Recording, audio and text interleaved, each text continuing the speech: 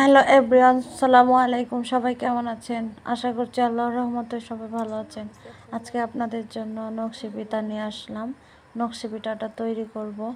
তো এই ডিজাইনটা আপনাদের কাছে ভালো লাগলে অবশ্যই ছোট্ট করে একটা লাইক দিয়ে আমার পাশে থাকবেন। আর আপনাদের জন্য আমি নতুন নতুন ভিডিও তৈরি করার চেষ্টা করি, এত কষ্ট করে ভিডিও তৈরি করি। তবে আপনারা আমার এই ভিডিওটা স্কিপ করে দেখেন, এতে আমার খুব খারাপ লাগে, কারণ আমার ভিডিও স্কিপ করে দেখাতে হচ্ছে আমার চ্যানেলের ক্ষতি হয়। দয়া করে আপনারা এই কাজটা করবেন না। আপনারা যদি ভালো না লাগে, দরকার পড়লে আপনারা ক্লিক করবেন না, তাও স্কিপ করে দেখেন না। স্কিপ করে দেখার কারণে আমার চ্যানেলের ক্ষতি হয়, আমার কাছে খুব খারাপ লাগে। নকশি পিঠার ডিজাইনটা দিচ্ছি। ডিজাইনটা আপনাদের কাছে ভালো লাগলে অবশ্যই আপনারা এটা দেখে নিজেরাও তৈরি করে নিতে পারবেন। আর এটা হচ্ছে অক্ষর দিয়ে তৈরি করা। আপনারা বিভিন্ন ধরনের ইংলিশ অক্ষর বা বাংলা অক্ষর দিয়ে পিঠা কাটতে পারেন। নকশি পিঠা মানে হচ্ছে ফুল লতা পাতা দিয়ে যদি আঁকাআঁকি করা হয় তাহলে হচ্ছে পিঠা তৈরি হয়ে যায়, কিন্তু একটু হাত চালু লাগে। আর আজকে কলমের মধ্যে হচ্ছে এটার দাঁত কাটবো, যেহেতু সবসময় দাঁত কাটার জন্য অন্য কিছু ইউজ করা হয়, স্টিল জাতীয় কিছু।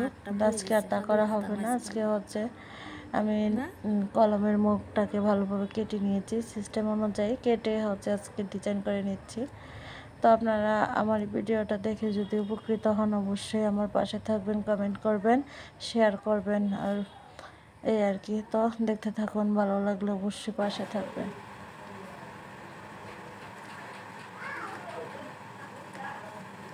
বাবে একটু বার কেটে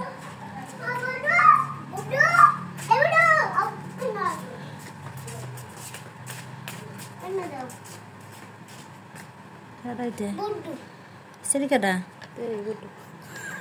সিরিকাটা ও প্রাইভেট পড়তে আসছো? কিসে পড়ো? পড়ো কিসে? থ্রিতে পড়ো। বাড়ি কই?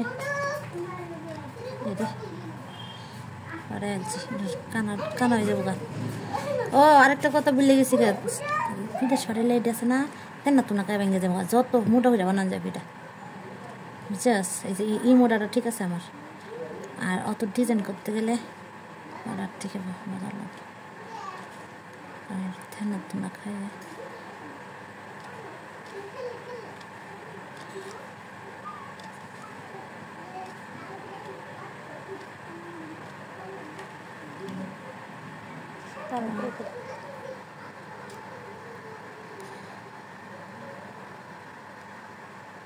ফেসবুকে দিবি।